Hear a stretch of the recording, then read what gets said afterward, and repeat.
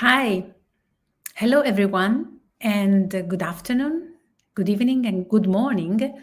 This is Luisa Bravo, the founder and director of the Public Space Academy, and I'm very glad to welcome you on this keynote lecture of the Public Space Academy. You know that we host keynote lecturers every month. And that we are collecting all our keynote lectures on a playlist on the YouTube channel of City Space Architecture. The Public Space Academy is an educational program promoted by City Space Architecture in partnership with the Ove Arup Foundation. It's the first free interdisciplinary educational program aimed at establishing a new approach to urban complexity built around public space. Please explore contents of the Public Space Academy on our website, publicspaceacademy.org, and when you land on the homepage, don't forget to click on the top right on Learn to access all our mini courses that are published on our Open edX platform. Now I would like to introduce Via Viese, who will be with us for the keynote lecture, and she is in the team of the Public Space Academy. She's also a member of City Space Architecture, and she will support the last part of the lecture with the engagement of participants through Q&A questions. Hi, Via. Hi, Lisa. Hi, everybody. Very excited to be here today and happy for this interesting lecture that we're going to have. Thank you all for joining. It's a lovely spring outside, so happy that there's people prioritizing talking about public space today. Yes. Yes, always an effort to engage people in these online activities. But as you know, all these content will be later available on our LinkedIn page, YouTube page, and also Facebook page. So there are multiple possibilities to actually rewatch later the lecture. So thank you, Via, and see you later. Now, I would like to introduce you the keynote lecture of today. We are very glad to have Professor Silvia Gullino from the College of Built Environment at the Birmingham City University. She teaches city making, and she's an architect and an urban planner. Her research focuses on city and community development policies and practices, with particular attention to self-organized groups, gender, and youth, aiming to make cities more inclusive and sustainable. Welcome, Silvia. Thank you, Luisa. Thank you so much for the invitation to start with. I'm really pleased to contribute to this amazing space and to the Public Space Academy. So thank you for inviting me, and I'm looking forward to present some of my research and contribute to the debate afterwards. Yes, sure. Silvia, I have to mention that you are also a member of City Space Architecture. Yes. And senior advisor on public space for City Space Architecture, and that your work is already included in one of our mini courses titled Imagining Public Space with and for Her. So I would encourage those who are interested to learn more about you and your work to take a look at this mini course, where we also provide reading materials and additional content on the work that you are developing. Now, for today, your lecture will be on designing urban spaces for mothers, mobility, emotion, and sensory experience. Such an interesting topic, Silvia. So glad to have this perspective as well, because we really need to focus a lot on sensory experience.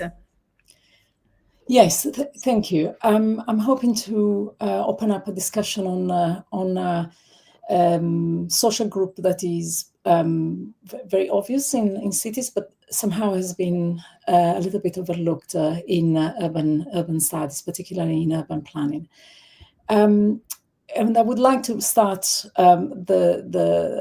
this lecture by using a quote by Leslie Kern, coming from a feminist city book. Motherhood makes the gender nature of the city visible in high definition. And I would like to introduce my lecture by referring to a paper, an old paper that I found while I was preparing for this afternoon session by Louis Mumford, a paper that is dated back 1949 and published on Town Planning Review. And the claim that it was making was that planning should be looking at the entire life cycle of a person. And he mentioned that the provision of an environment suited to every phases of life and growth, from infancy to senescence. This was back in 1949, and the argument is still very highly relevant today.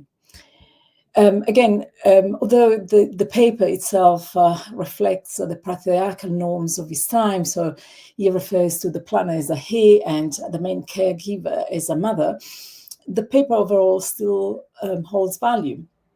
And I would like to mention what he says in relation to the lack of common meeting places for mothers, where on a good day they might come together under a big tree or a pergola to sew or gossip while the infants slept in a pram, or their runabout children grabbed around in a play pit. Of course, this is a language and that reflects some norms of his time, but it really highlights the fact the city is lacking of addressing the needs of the residents from the start of their life until the senior stages of life. So effectively, the cities have not changed that much in terms of balancing different needs and priorities. As we will discuss tonight, they still pose challenges to parents and their babies. Not to mention parents and vulnerable newborns, and this is the particular focus of my research and this lecture. So I'm looking at a particular extremely vulnerable social group, that of mothers and vulnerable newborns, babies who are relying on medical aids like oxygen support and monitoring equipment. These images reflect and embody effectively some of the content of my lecture. The first one was a photograph that was part of Christine Mary's article on The Guardian back in 2018, I believe, and with a provocative title, What if cities were designed by mothers? And this photograph depicts a mother probably getting some support from a stranger carrying her baby down the staircase of the underground, the tube, as we call it in London. And that's sadly normal practice, because lots of underground stations don't have lifts, so they are not free to easily access. The public transport is not easily accessible if you are pushing a buggy. And the same is reflected on the cover of March 2025 of the New Yorker with a drawing of a mother who is holding with difficulty a buggy and accessing the underground as well. The focus of today is looking at, yes, mothers with their babies, but even a more socially vulnerable bundle. So we are looking at mothers who are women who are mothers for the first time with babies who have been born prematurely. So baby who have been born before 37 weeks of gestation. They have been experiencing neonatal care, and they have been taken care in a hospital, in a neonatal unit, and they are more prone to infections and long-term health challenges. And this represents, at least in the UK, the 10% of all births per year. They receive some kind of a neonatal care, either intensive care or special care, because either they were born prematurely or they were born full term, but they are sick. Although the numbers of these statistics seem quite irrelevant, they reflect, or they can reflect broader vulnerabilities. So by looking at this particular social group, actually we are looking at the experience of a much broader urban residents in our cities.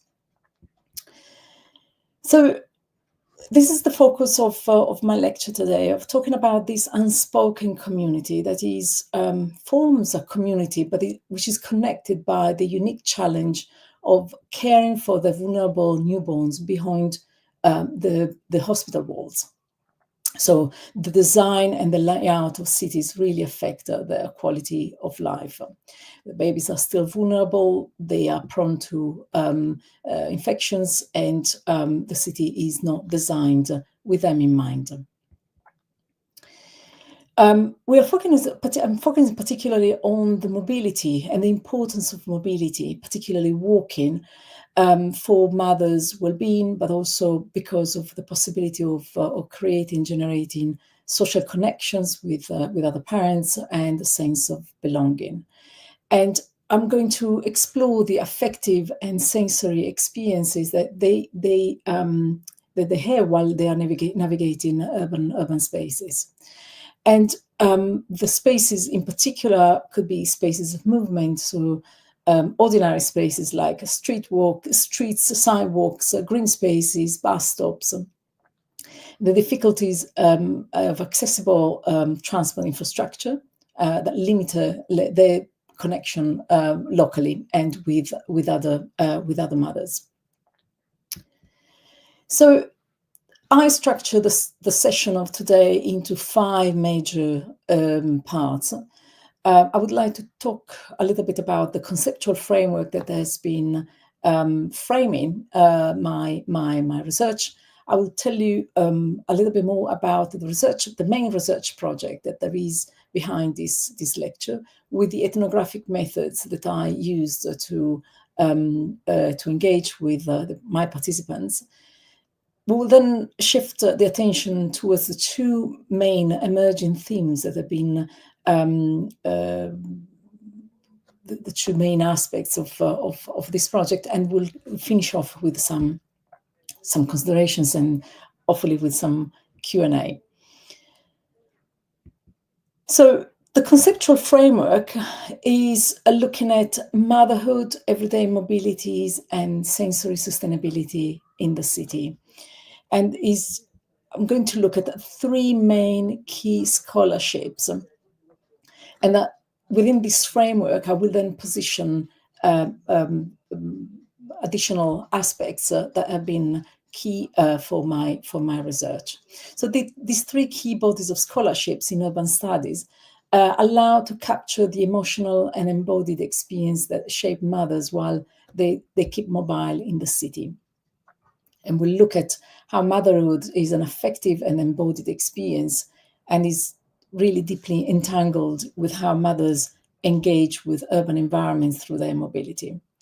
And by using this framework, I'm going to demonstrate how an attentive understanding of mobility, which integrates identity, sensory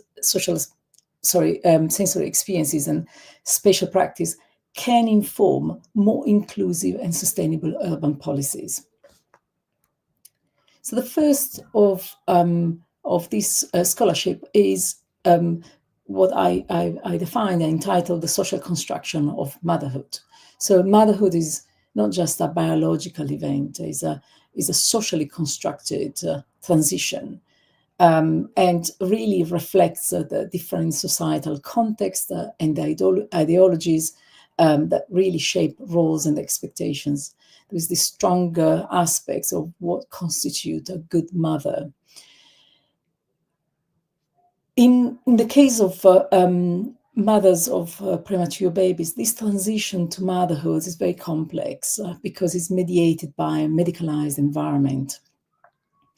Mothers are still often in hospital while their babies are in a neonatal unit, whether in the special care or intensive care. So the first moments who are normally the part of this transition to motherhood are really mediated by machines, by professional healthcare people, and there can be quite interesting, academically speaking, dynamics between these multiple interfaces. There are very highly emotional aspects that play at this phase. So the trauma of an unexpected early birth, anxiety, and this all impacts on mother's identity. So this is the first part of a transition that happens in hospital, the motherhood. The second transition that has been very much overlooked is the difficulties then once the baby is discharged, baby and mothers are discharged from the hospital, but often not from the care of the hospital themselves through the outreach teams. They still experience difficulties in navigating urban spaces.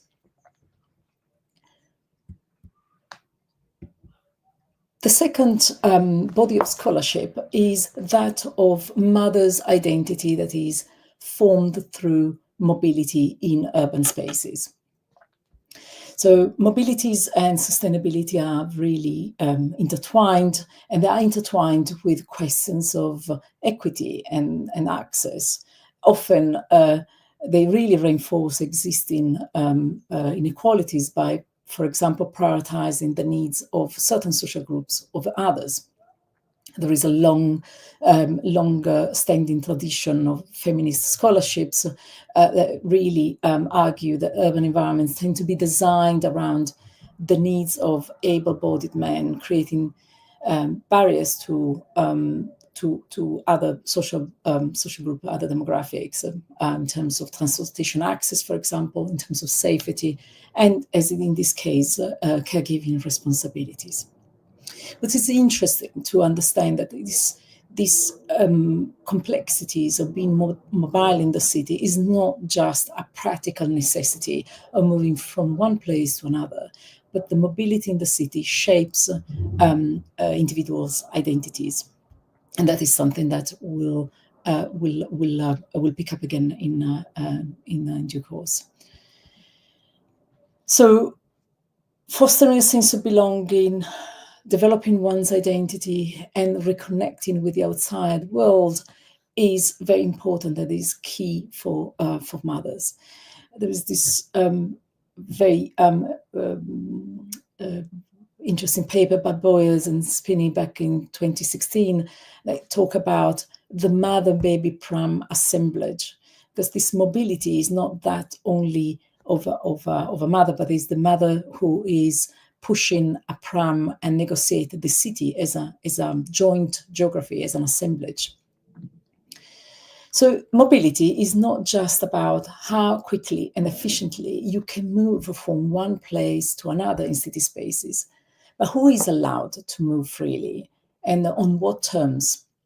And this can obviously have deep consequences, profound consequences, socially and environmentally. The third body of scholarship that played a significant part in framing the lecture today and my research is the sensory experiences that mothers have while they navigate the city. And this is nothing really new, and I quoted Tuan's expression on senses reinforce each other to provide the intricately ordered and emotion-charged world in which we live in. So it's not just the visual, but it really is the multisensory perception of the city. And these sensory dimensions of urban life really have some interesting connections with sustainability and the sustainability of cities. So a broader understanding of urban experience that include multi-sensory perception and effective engagement with the urban environment is key for our social group. The sounds of the city, for example, the perceived air quality through smell, but also the texture of the surface of the city, all shape how individuals can respond to and interact with urban spaces. So these were the first three scholarships. In the middle, I positioned this particular mother and baby affective mobility. So this mother and preterm baby pram assemblage is a unique complexity and really highlights much broader issues of being vulnerable while mobile in the city. Mothers rely on medical aids like oxygen support, monitoring equipment, so they have really heightened sensory experience moving in a city using public transport and being in the middle of the crowds means really high alert from mothers because the city is not what it used to be, is becoming an urban maze to negotiate and navigate. So this particular assemblage can in my view, give some critical insights into what constitutes a sustainable, gender-sensitive and inclusive city. A sustainable city that is not just relying on data-driven approaches, but is more nuanced and gives a space for sensory approaches to urban spaces. So I will now talk a little bit about the project that is at the core of this lecture and the methods that I used. This project was conducted with a team of neonatologists, with 3 neonatologists, a research nurse, and a research assistant. And we are really in the middle of London, St. Thomas's Hospital. The approach was a subject and control approach, and we recruited 19 mothers. In the context of this lecture, we're going to focus and discuss on a subgroup, that 10 mothers of premature babies, rather than the control one. These were mothers who were discharged from neonatal care. They spent at least a month in hospital. They were all first-time mothers, and this is very important. It's really an important detail, because being first-time mothers with a vulnerable baby means that they didn't have any other experience of navigating a city coming from other children. So first-time mothers of premature baby is really a vulnerable assemblage. And at the core of the project, there was really the intention of understanding how they were experiencing the city, how they were negotiating transport, mobility, where they were going, and this was the broader project. We used 2 main research methods.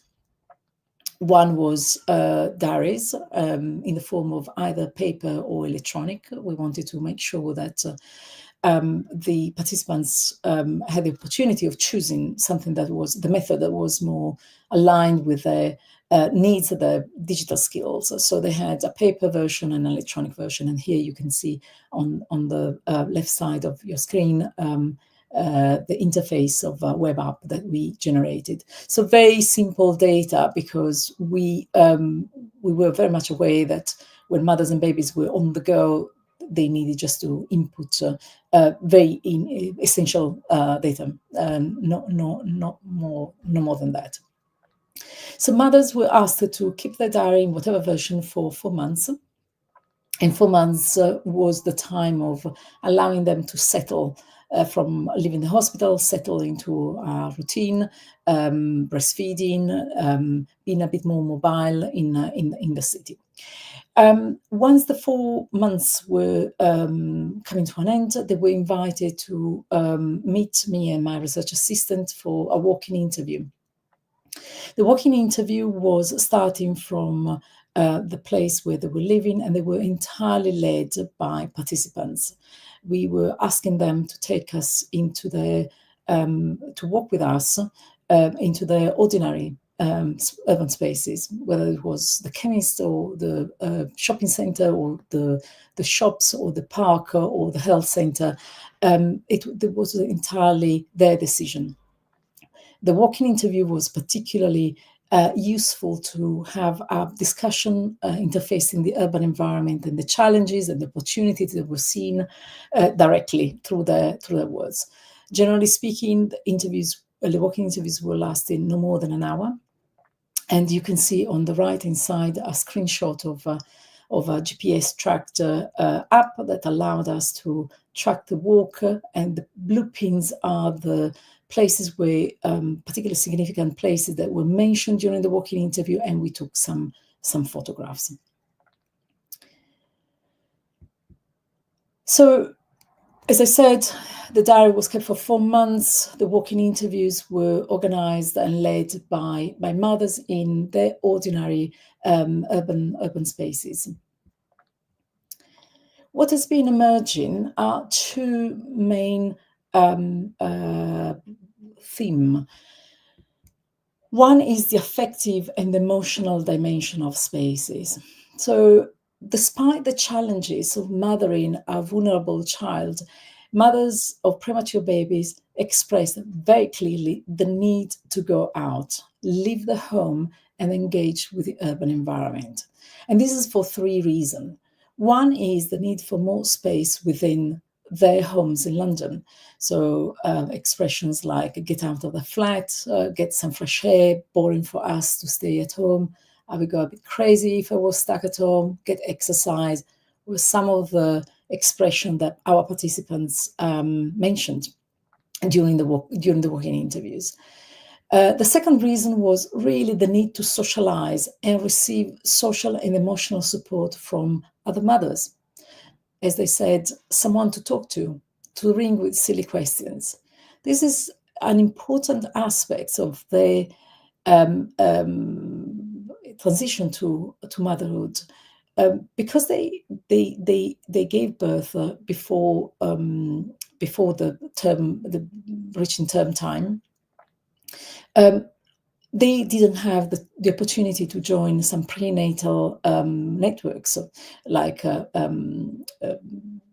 could be in cities, because the baby was delivered too early. So effectively, they didn't have groups like NCTs, and they were the transition to home and then to urban life meant also quite a lot of isolation and not having anyone to relate to. So this expression, someone to talk to ring with silly questions, is actually quite powerful. The third reason is that they needed to embrace their new identities by taking on publicly visible roles as mothers, rather than this embracing this new identity happens in a public sphere rather than in the private sphere.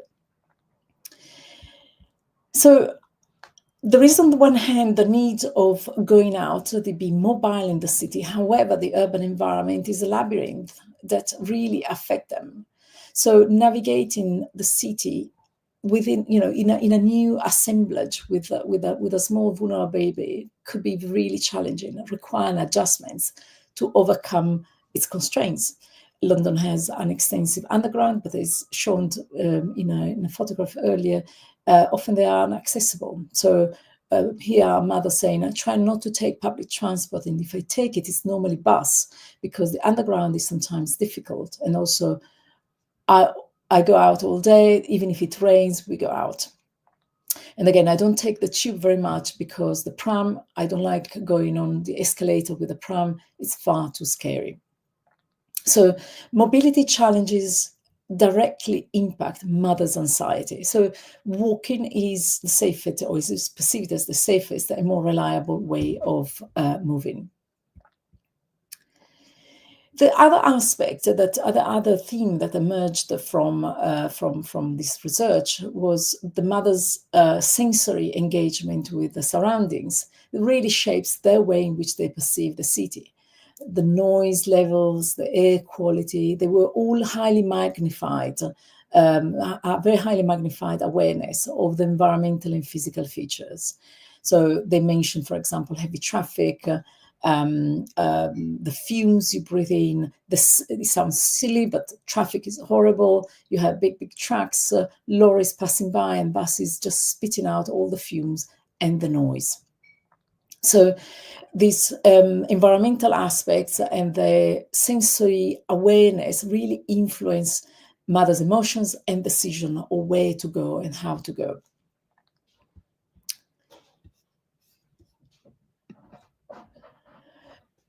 Other aspect, always part of the sensory sustainability, was really being more attuned to the design of public spaces, particularly parks and open areas. So they were saying, for example, there are lots of, a particular park, there's lots of trees and much more landscaping and flowers, and it's much prettier, and there is a really nice cafe. And also, whereas another park doesn't have a cafe, which is a bit of a shame. So the attention to micro-environmental details, the texture of the roads and the pavement, the design of sidewalks, and the general attractiveness of spaces. So they appeared highly selective about space that they chose to they engage with. Also in relation to cafes and restaurants. So sometimes you go to a restaurant, they say they don't have space, or they don't make an effort, or people kept staring at us because of the machines that the oxygen support was visible, was bringing the child's vulnerability in highly visible. So we didn't go back. We don't really go there anymore, as the woman who ran it doesn't like having too many buggies in there. She made us feel very unwelcomed. So the spaces were known before, changed them. So as a part of wrapping up the lecture and bringing it to a conclusion, I would like to go back to the original point of actually how do these very vulnerable assemblage of mother and premature babies help us thinking about reimagining inclusive and sustainable cities. So the argument was that mother and baby assemblage navigates and experiences the urban environment, is an opportunity to reimagine what we think or might think about as inclusive urban spaces, how they look like. I pointed out that this is a very demographically small group, but affect and sensory experience are really integral aspects of life for all city dwellers and can be really extended to other vulnerable social groups. So it's an example among many others. They are at loss when leaving the hospital because they don't have pre-birth social networks and they have their mothering a still vulnerable baby. So mothers rely a lot, not having any pre-knowledge because they don't have other children. Mothers must rely on their feelings and sensory responses to make sense of their environment. And although they want to go out, it's also challenging, and spatial and social practices are challenging. Their heightened senses are crucial to understanding their experiences' complexities. In terms of urban planning, incorporating the unique perspective of first-time mothers of premature babies offers a number of opportunities. To start with, offers a fresh perspective on the importance of human-centric environments where broader needs are addressed. It emphasizes the importance of mobility, particularly walking, not only as a practical need, but for mothers' well-being, social connections, and sense of belonging. And it highlights gaps in urban planning that still do not address all those phases of life, as Louis Mumford was arguing back in 1949, affecting overlooked social groups. So this is an important opportunity to really prioritize the perspective of the most vulnerable citizens, but also rethink about urban mobility designed for slower, sustainable mobility, like walking and cycling, that will really allow to lower the noise and the level of stress in city spaces, and also the capacity for connections, both physical and social, with people and with local spaces. And the slow pace of walking is also an opportunity to engage more deeply with local geographies and develop a sense of belonging. Mothers' affective and sensory experiences underscore really the need of everyday local environments with a focus on physical but also social infrastructure. So this includes spaces of movement, the streets, the sidewalks, the green spaces, but also spaces like the bus stop. And accessible transport infrastructure fostering connection with local spaces like the local park, the pharmacy, and the supermarket, and other people, other mothers, for example. I would like to acknowledge a number of people who have been part of the research, this current research or other papers. Margaret Rubin from Cardiff University, Professor David Edwards from King's College, and Dr. Ahmad Khan, Ashley Phillips, Dr. Anthony Kaiser from St. Thomas's Hospital, and Alice Elwin as a research assistant on this project. Thank you. Thank you, Silvia. Thank you for this very important lecture on motherhood, but in general to sensory experience, human-centered design. This is something that we try to address throughout our different projects related to public space. This is actually very crucial to engage in a new understanding of the built environment. So trying to see things from a different perspective and also provide research outcomes and potentially also new tools or new methodologies on how we approach the complexity by centering on sensory experience, human-centered design. Then there were many other keywords in your presentation, but I really enjoyed the fact that you put a clear focus and stressed these two specific aspects, which I particularly consider extremely relevant in the general discourse regarding, planning and also managing, the built environment, transforming, adapting, or even more and more in regard of temporary uses to allow appropriation and, different practices that are mostly related to certain dynamics that are taking place in our cities. So thank you again. Thank you. and thank you for actually bringing this perspective. So now I'm inviting Via to join, since I see that actually there are some questions from the audience. Yes, that's right. Yes, thank you so much, Silvia. It was so informative, so many things to consider and think about also for us as the city space and urban professionals. Yes, so I'll just dive right in, maybe with a question from one of the viewers. So this question from CJ, and we'll try to show it right here. So since you mentioned how specific sometimes the choices are that these mothers make about the places where they go, the seating that they choose to rest. Are there some specific qualities? So here he asks, are there specific types of seating or qualities of seating options that best accommodate mothers? This is a very interesting question. Thank you so much. I would say that the type of seating itself has never, so far, hasn't come up. But certainly the sitting in places that could be affirming social environments, yes. So places where they felt welcomed, where there was more space for them, breastfeeding a baby on oxygen support requires more challenges than other more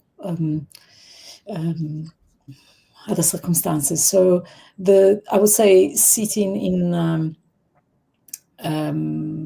is something that could be further explored, but there's the safety, the fact of having a good environment that is supportive, having changing facilities that allows for space. The parks were with cafes and with changing facilities that were easily accessible were certainly big indicators for good quality environment. Great, thank you. I have one question of my own that I wanted to ask. I noticed at one point, I don't know if consciously or not, you kind of set as two opposites the data-driven city and the sensory city. And I find that a very, very interesting, well, I mean, you could argue that the data-driven city is also based on sensors or artificial sensory city. So I was wondering how also this, did it come from the research, or is this something more general theoretical aspect? And have you thought about this in your work as well? The data-driven city is something that we need, and it's very important. But the human-centric aspect that gives space to more nuanced demographics, that not the young, fit adults, but that gives space to different type of mobilities and needs is very important. So there was the point that I made was not to deny the importance of those data-driven, because they are part of the efficiency of transportation, for example, for pollutions and all of that. Those are very important. But there is also the aspect of the recognition of different type of social groups, some of them more vulnerable. Absolutely. Maybe one last question from my side that I would want to ask you about is, of course, so research, as research often is highly specific. And I also think that the group that you're focusing on, of course, has very specific challenges. So I was wondering, from all these learnings that you have from these studies, what do you think are the main points that are unique for this group, and some that maybe could be generalized to other vulnerable groups? Because of course, maybe these aspects of needing the space for the specific machinery or something, this might be more specific, and so on, these kind of like from unique to more generalized. Yes, this is a very interesting question. Thank you. I think that the fact that this research was a subject and control project had its challenges, I have to say. But the great advantage, obviously, was that of comparing the experience of a mother of a full-term baby with a mother with a premature babies, and they were living in close proximity. So they were matched by postcode. So they were living in the similar micro environment. So what the project allowed to make visible is that the experiences and the challenges were quite similar, except that for the mother of premature babies, one of the challenges was identifying and finding affirming social environments. That was something that was missing. They were really lacking of the network of support, and there was this sense of isolation and the difficulty of navigating the city and finding good affirming social environments. I want to specify that this was a research that focused on the first 4 months after discharge from hospital.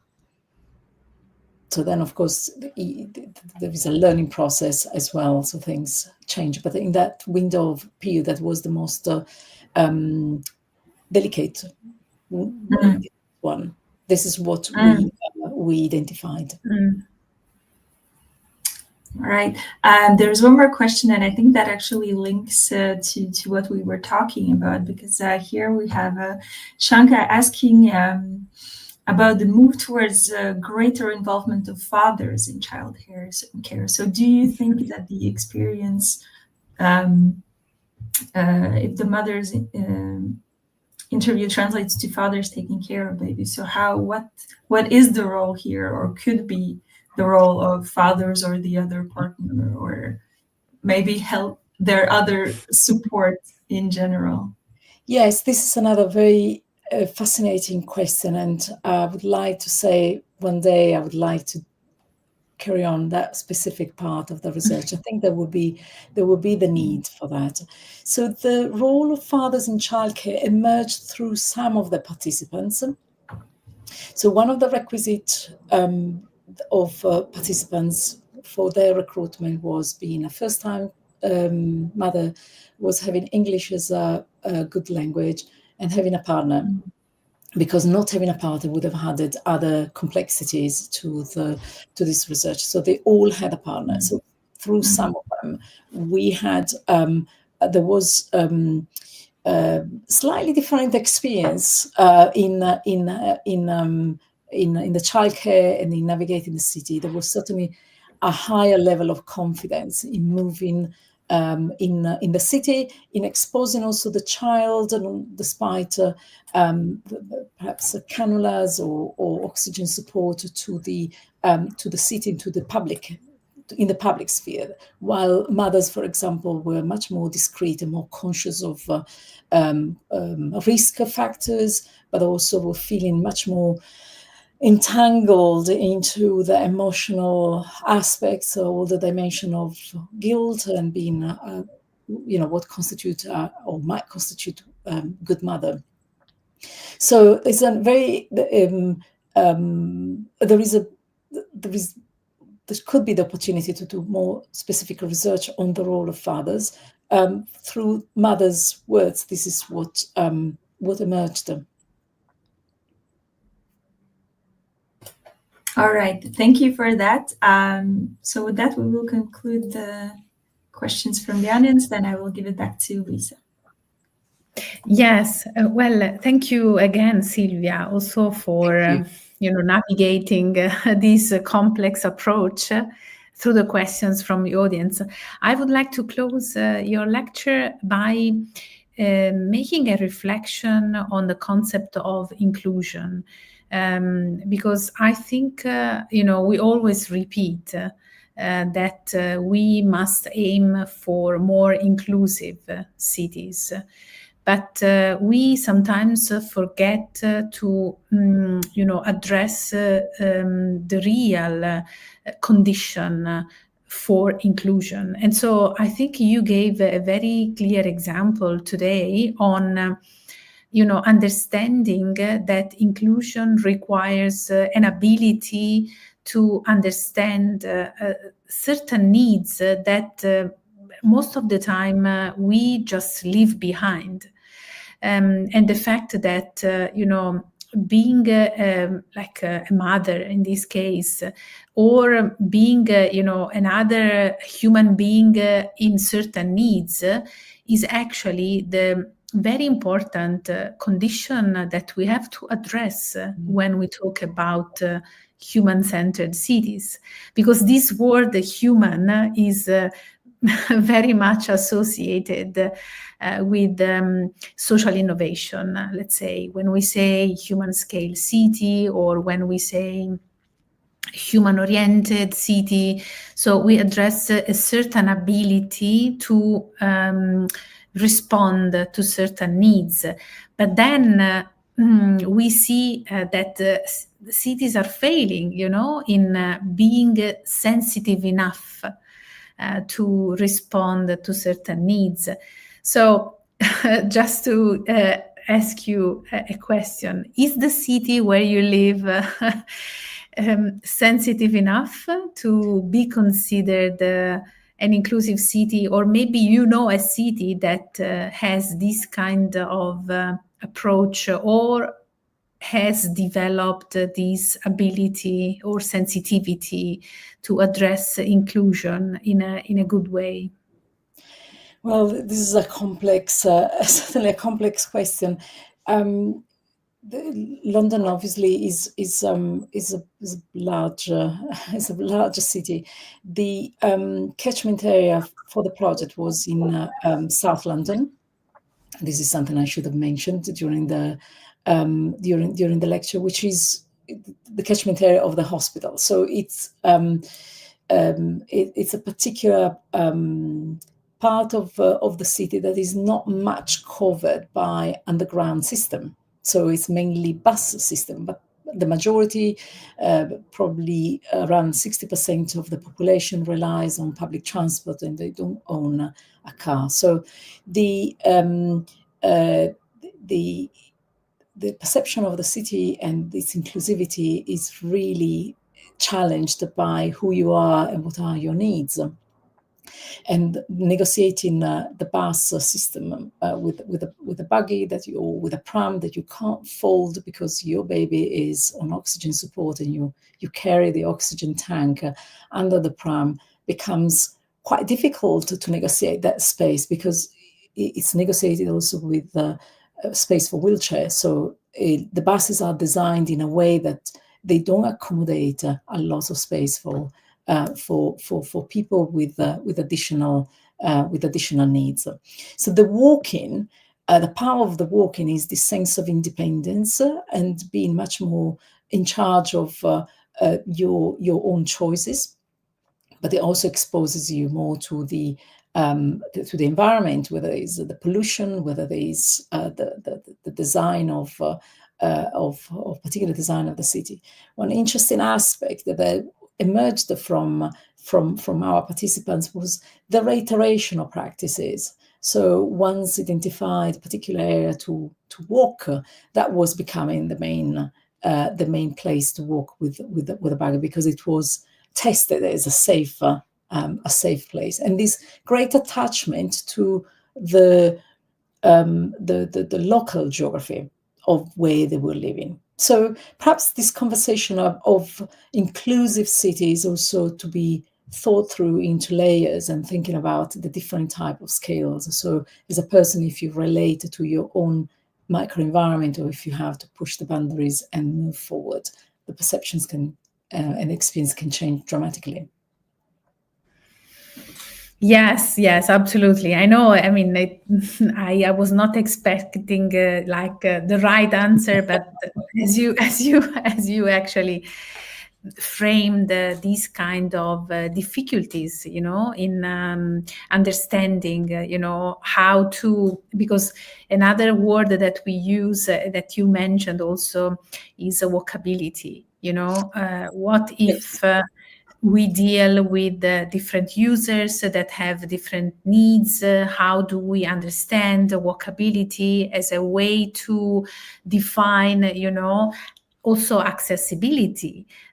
Because people would not go on the street walking if they don't feel they are comfortable. And so even accessibility is put at risk when there are not such conditions that make a city, fully walkable, fully accessible, fully human scale.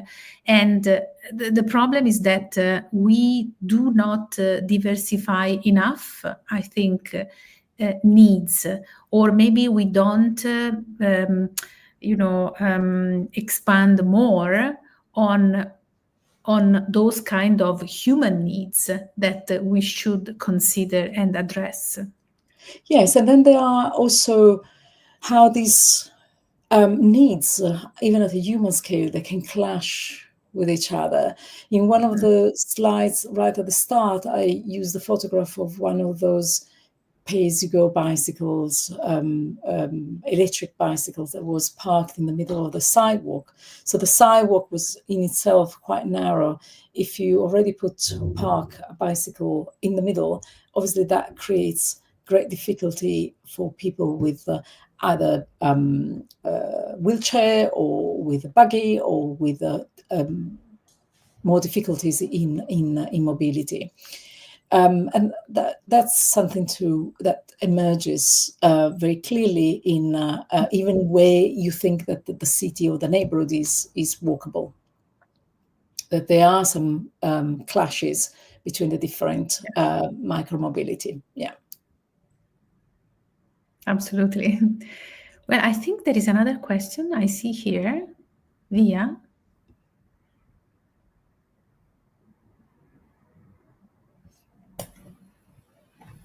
Yes, there's another question from Amanda. Yes, who also addresses this question about space and the need for space. But of course, yeah, her question is there's a solution as we fight over all these spaces. It is a very valid question, and I was also thinking the same thing. What are the trade-offs? How do we choose who deserves that space?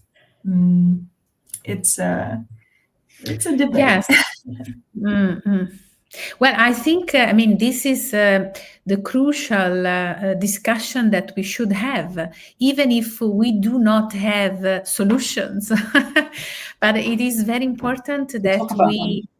Yes, that we talk about this, instead of, just provide quick solutions and then label those solutions as accessible, human, walkable, and so on. Because what I have learned is that even if you try to be very inclusive, if you spend time to address all different needs, you will find always that there are exclusions or things that were poorly considered for design or management. And this is happening because there are so many actors, playing for the design, manage, use of spaces, and then also because of those dynamics that we mentioned, and the fact that spaces are changing over time to accommodate new users and new functions. And so this idea of constantly reconsidering, constantly revising, and also, open a space for critical debate that is crucial for better design, better management, and better cities in general. Absolutely.